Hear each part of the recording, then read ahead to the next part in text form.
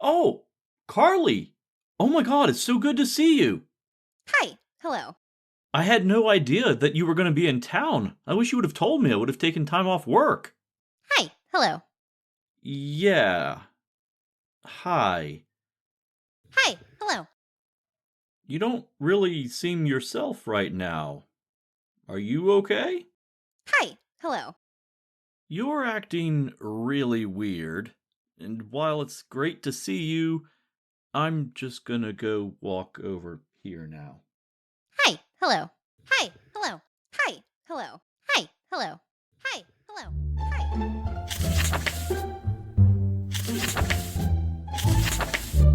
Hmm. Welcome to the Esoteric Footnotes. Welcome back, goblins! You're listening to the Esoteric Book Club. Tonight we're going to talk about a subject that I teased a little bit earlier, and that is the idea of background characters or NPCs. But first, I need to take a moment to thank the members of the Esoteric Archive. Specifically, Grand Inquisitor Annie K, Grand Inquisitor Samantha, and Soul Rising Studios. Your contributions help pay server costs, purchase reading materials, and helps fund my conquest of the subterranean biomechanical race of dwarves known as the Darrow. It is shocking how bad they smell. If you too would like to help support the show, you can do so at patreon.com/esoteric book club. Now, let's get weird. To begin, I need to define a few terms for you. All of these terms are essentially different names for the same thing. You may hear them as backdrop characters, background characters, or even NPCs, non player characters. But they all stem from one idea. And that idea is that some people that are walking around are not conscious entities. They are creations that are simply there to provide background context for the main story that other people are telling. They are pre programmed automatons with specific tasks that they perform, things that they don't really stray from. They don't provide any real context besides a backdrop for the story itself. If this concept makes you uncomfortable, well, good. It really should. But we'll get into that later. First, where does this concept even come from? It all begins with a woman by the name Dolores Cannon. Sort of. We'll get into it. Dolores is a self described metaphysical investigator and has been performing hypnosis since the early 60s.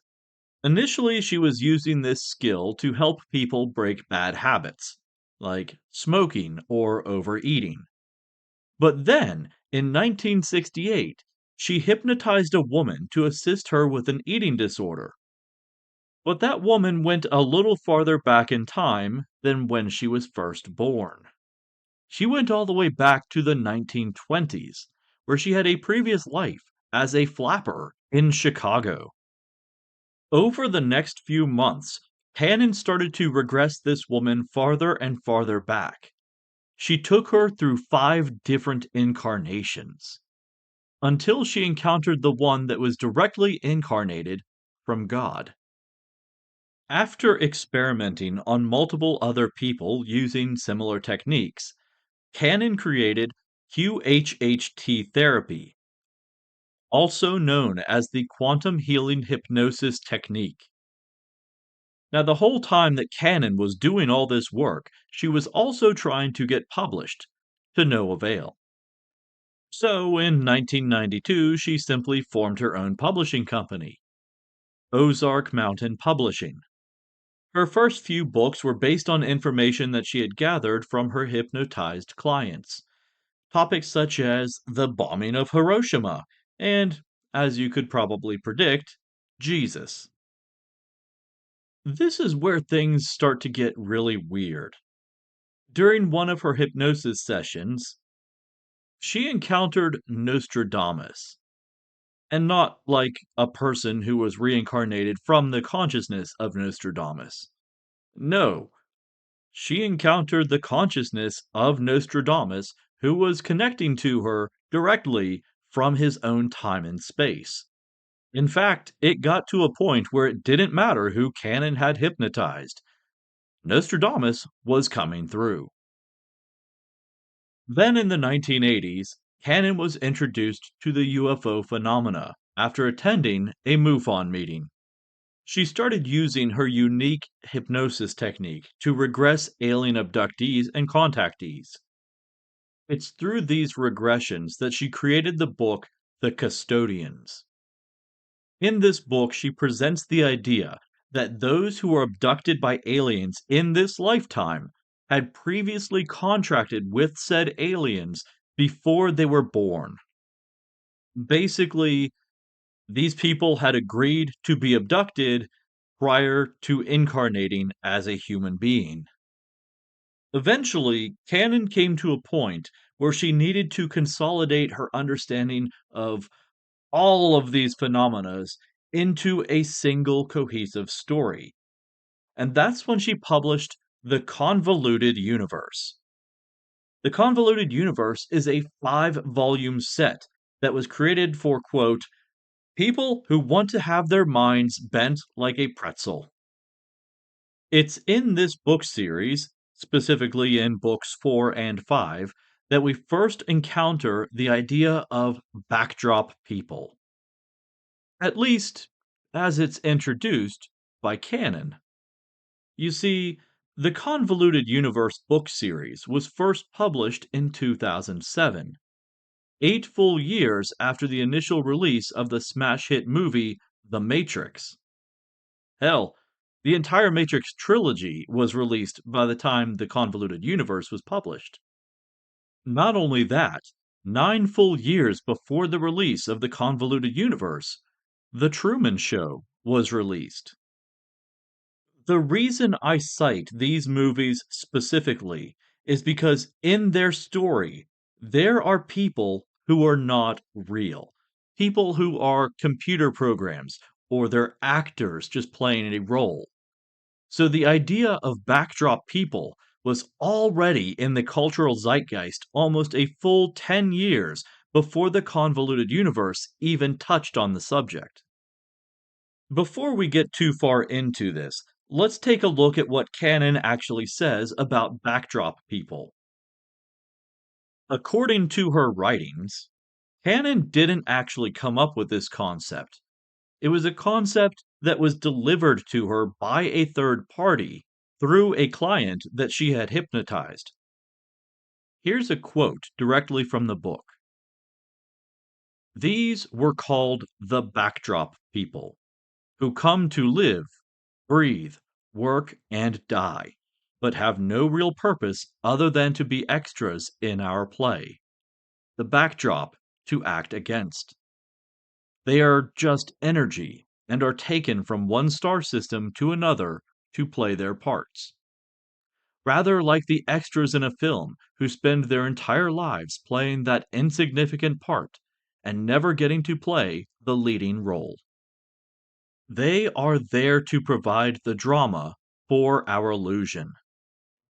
It is now my opinion that these are the ones who will be left with the old Earth, the backdrop people, because they do not have higher vibration or purpose. End quote.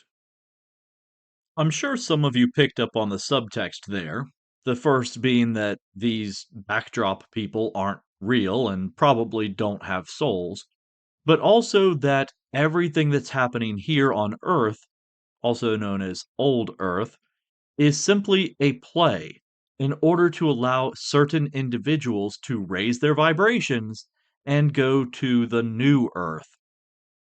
It's like a weird combination of the New Age movement and alien cults. So, this is the foundation for the whole concept a series of movies and Dolores Cannon's The Convoluted Universe. As if that concept in itself weren't bad enough, it gets exponentially worse. Somewhere, someone decided to break down the idea of background characters a little bit more. And they decided that backdrop people, NPCs, don't have souls. That seems slightly dangerous, considering that for millennia, various groups have used the lack of a soul as justification for doing absolutely horrible things to people. So let's add that to our list of very bad things. We're going to be adding to that quite a bit throughout the rest of the show. But first, let's talk about some of the theories about backdrop people. So even though it came from the idea that these are individuals who are seeded on Earth by extraterrestrial races in order to provide a drama for those of us who actually have souls that can elevate and vibrate higher, whatever. There are other theories out there. One of which is that there is some sort of link to the Mandela effect. The Mandela effect is essentially where people as a group remember something happening that didn't happen. The best known example for this is the very event for which the phenomena is named. There are people out there, myself included, who distinctly remember news headlines of Nelson Mandela dying in prison. Except he didn't. He was released from prison, and he didn't die until many, many years later. If it were just the faulty recollection of one or two people, we could probably write this off as just a bad memory. But because so many people recall that event, it makes you wonder if something weird isn't going on. But how does this relate to backdrop people?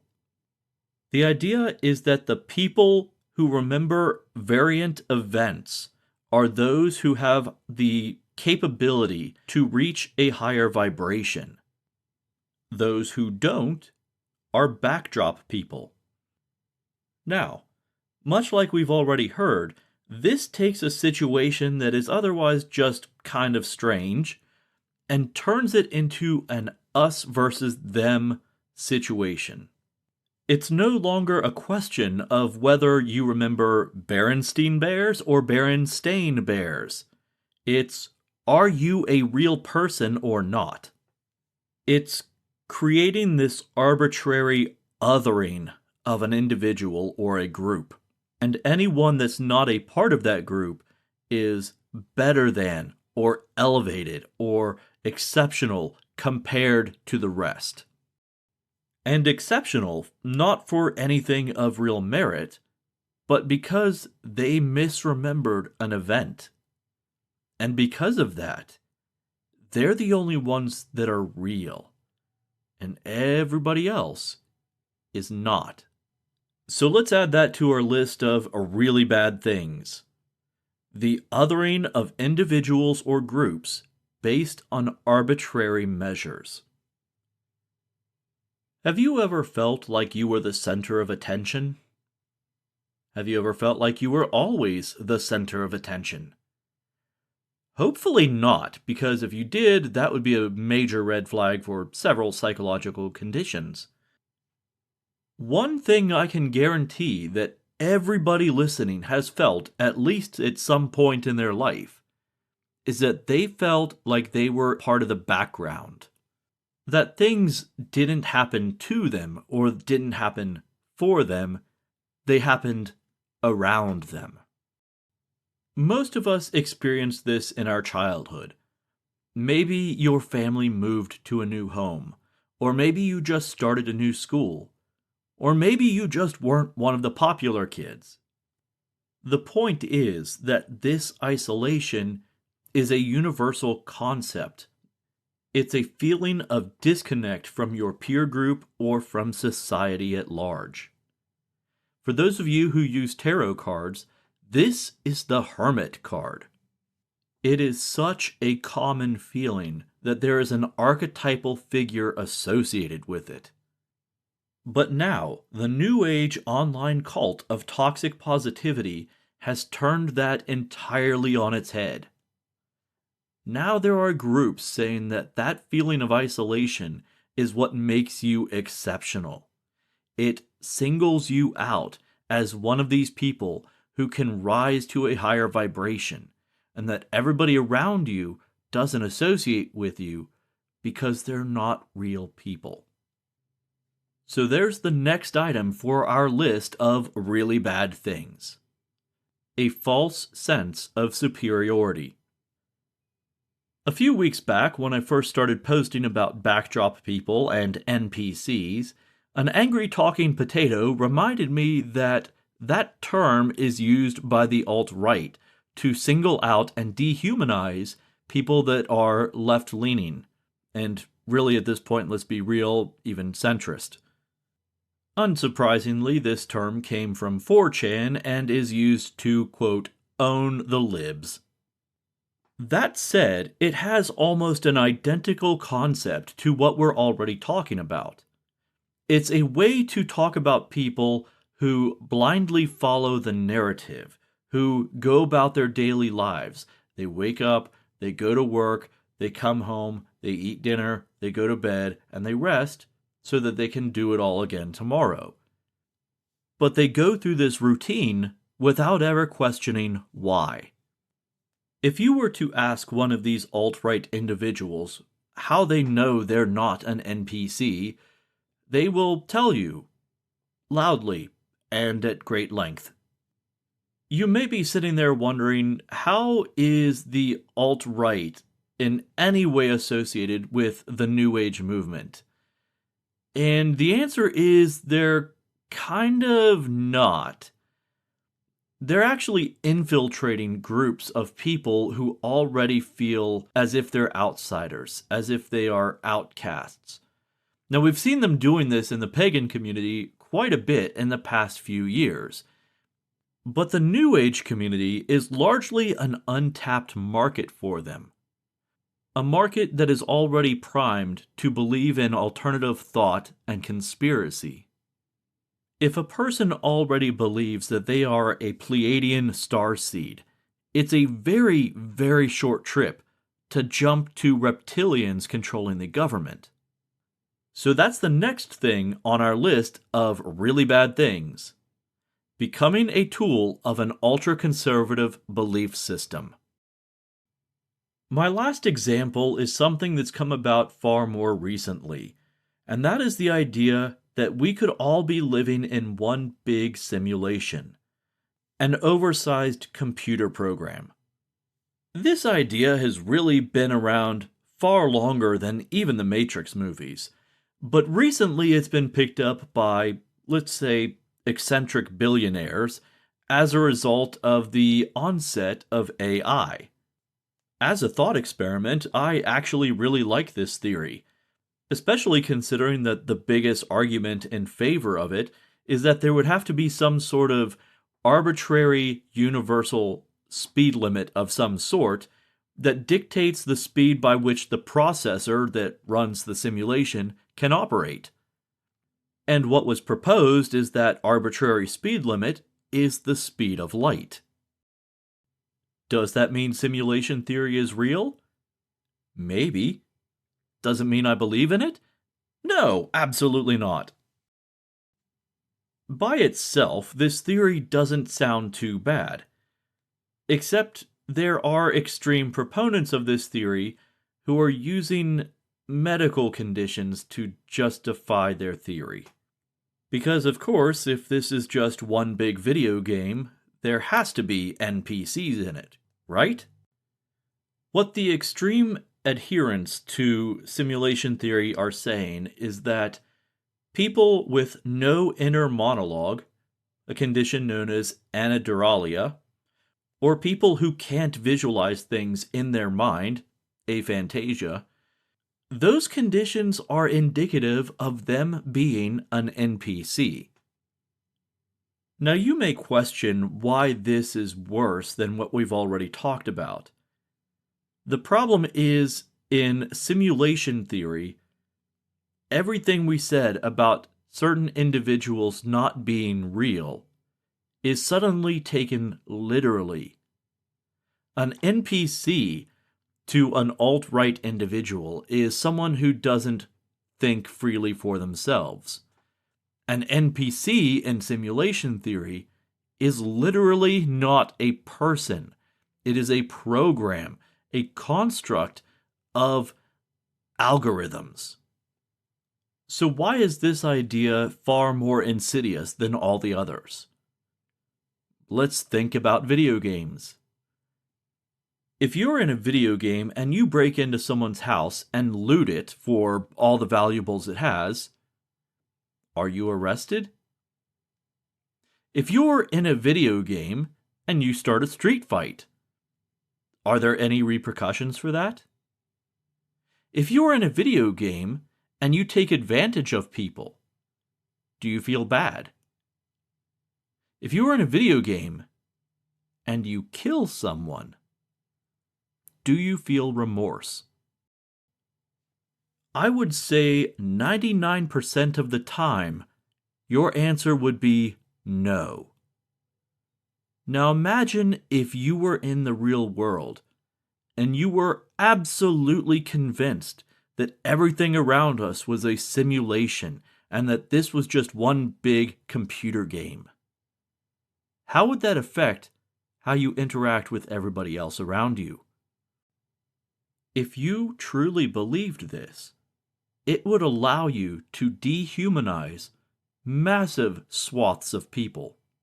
And that definitely has to go on our list of really bad things.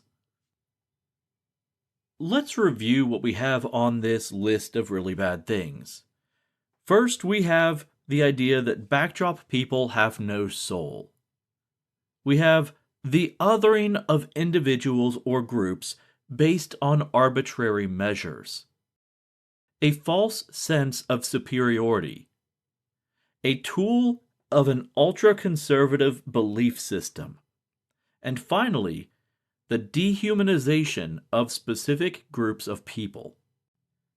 When it's all broken down like this, it may seem obvious why it's bad. But let's take it a step further. What does this line of thinking actually do? So first, it discounts the autonomy of humanity in other people.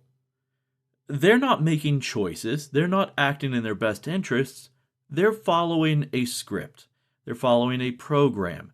So if they do something harmful or stupid, it's not their fault. It's actually part of the game. It was supposed to happen, which means anything you do in response is okay. Which, in turn, excuses a person's lack of empathy towards others. Why would you treat other people well if they're not real people?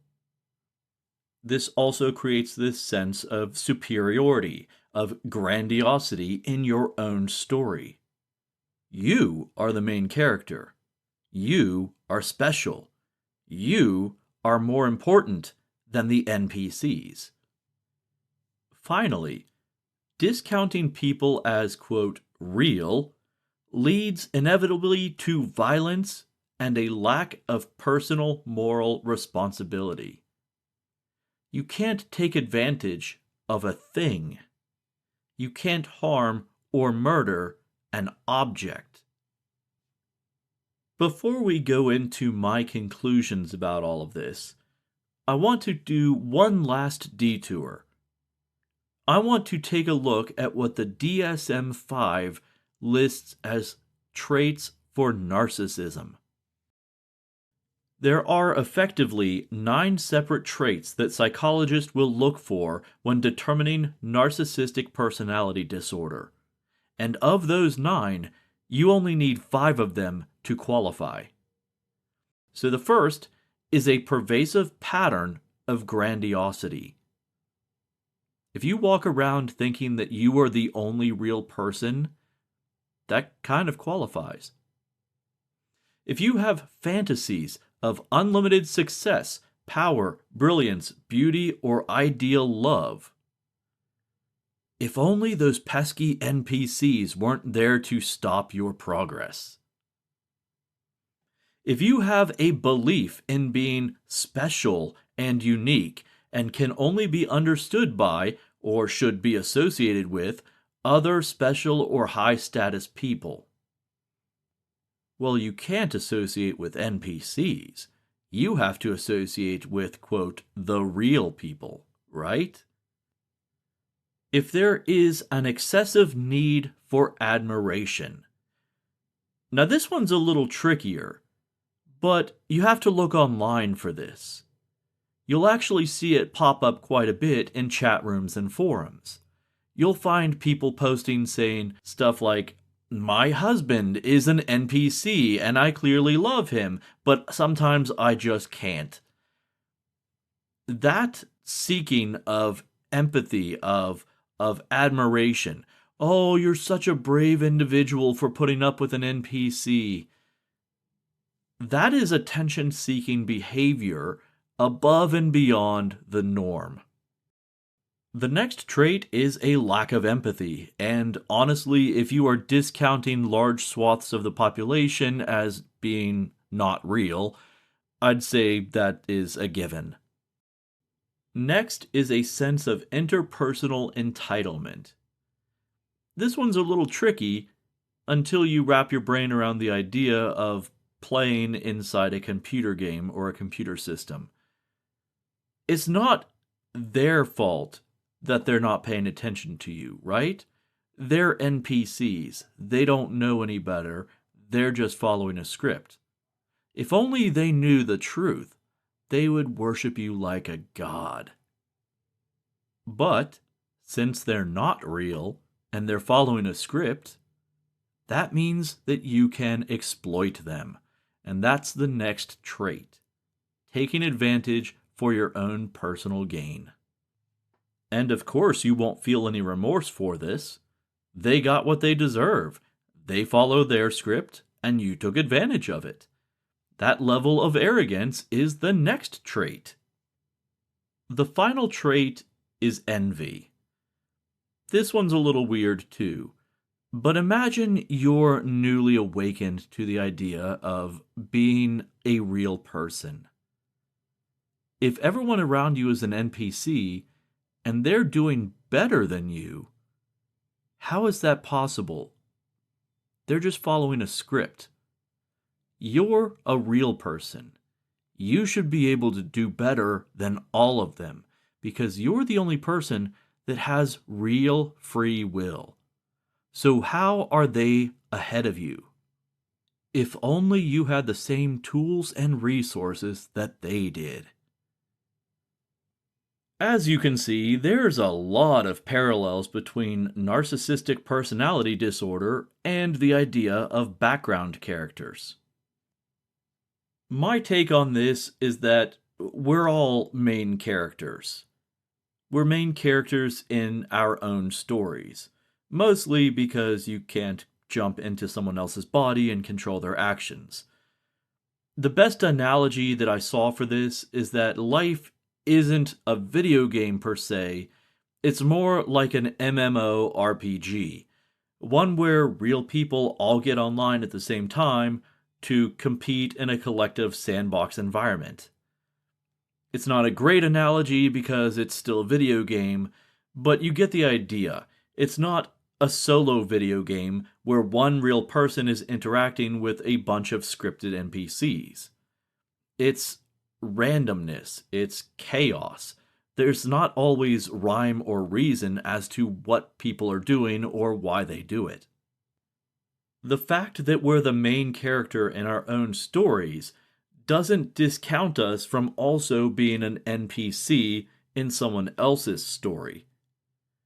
Our actions have impacts on everybody else around us, whether we intend them to or not. Hell, there are entire religions built around the practice of being fully conscious and aware of all your actions. Even then, it's not necessarily something that's supposed to be achieved. It is a goal to strive for. It is a philosophy. It's a way of life. Do I think there's NPCs out there? Sure. But they're not NPCs all the time. Sometimes they're main characters. Sometimes they're supporting characters. Sometimes they're the background. Everyone has a role to play, and that role changes by scenario, by situation. Life is dynamic.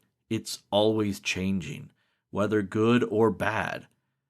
All we can do is react to it. But dehumanizing and sticking groups of people into specific boxes, that's not going to make our lives any easier. The best way to push back against this dehumanizing concept of background people is ironically by using the very thing that it seeks to erase: empathy. We got a little dark tonight, didn't we? I wish I had a more positive note to end on, but really, this line of thought is pretty gross and pretty insidious, and we're starting to see a lot more of it, especially on the online communities. And it's not even just about a lack of empathy. This can lead to some really dark places. But for now, that's all I have for you.